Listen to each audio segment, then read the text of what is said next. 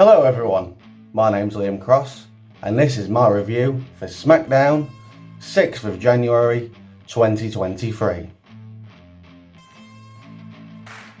The show kicks off with the bloodline, Roman being an abusive dad.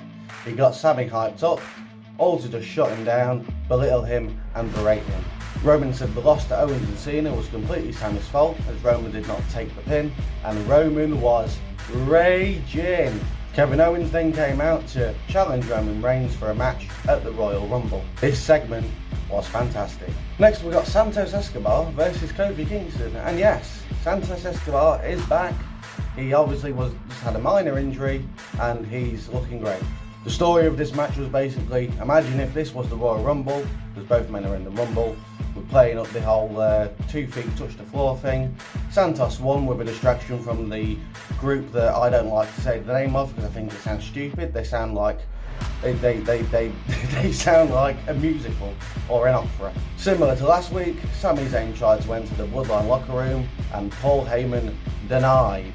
He said Roman wasn't ready to see him right now, but let the Usos in anyway.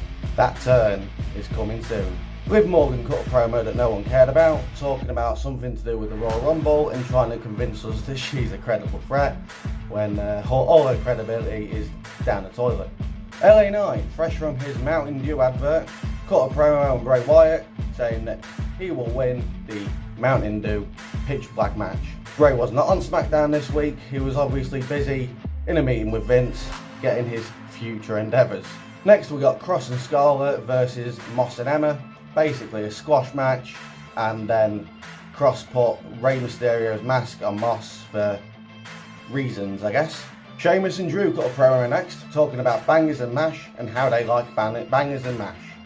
And then Michael Cole gave us some commentary gold by calling them the Banger Brothers. Absolutely fantastic.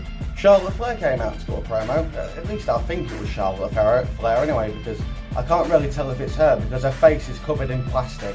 She was interrupted by Sonya Deville, of all people, and challenged Charlotte to a match. For reasons, Charlotte laughed at her and accepted anyway. This was basically a squash match and was a massive waste of our time. Wasted segment. We then got another Lacey Evans vignette where she basically said absolutely nothing because no one cares. Judging by her recent actions online, she needs to keep away because she's going to get booed out of the building with her recent comments on autism. We then got my favourite part of the show, Ricochet versus No Dollar Top Jobber. Ricochet won and then Hit Row turned on Ricochet after the match. They've turned heel, but again, who cares? Who cares? Braun Strowman then made the save and Hit Row ran away. This Braun Strowman and Ricochet bromance thing seems to be growing on me, but I don't think it's going to last long because in Braun's own words, he does not like flippy floppy wrestlers. As for Hit Row, this heel turn is not going to make anyone care. Top Dollar is mid, Top Jobber. I think B-Fab and Ashante can go off and do their own thing and they can build themselves up, but Top Jobber? Nah.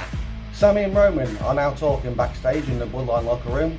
Sami is apologising to Roman Reigns like he's just got a lead role on the In-Betweeners. Roman then denied Sami's apology and apologised to Sami himself. Very strange, but I'll take it. Now I can see this turn coming either sometime before the Royal Rumble or the night after, especially since Paul Heyman announced that next week Sami Zayn will be going one-on-one with Kevin Owens. And finally, the main event, the Usos versus the Banger Brothers. This was a great match, quite a lot of believable near falls. Solo got involved, who was then chased off by the boys, the Brawling Brutes, Ridge the Fridge and Butch. But the Usos eventually got the upper hand when Jimmy rolled up Sheamus with the assistance from Jay. During the match, there were some cuts backstage to the Bloodline locker room where Sami, Roman and Paul Heyman were eating popcorn, and then when the Usos won, Sami shot his load of popcorn all over the locker room. And that's the show. The Bloodline basically carried it. Everything else was pretty much filler, but because the Bloodline are so good, it cancelled out the filler. This was a great show and the Bloodline continue to dominate all of wrestling. And that was my SmackDown review. If you made it to the end of the video and you liked what you saw, make sure you hit the like button, subscribe, hit the bell for notifications for more, and I'll see you soon.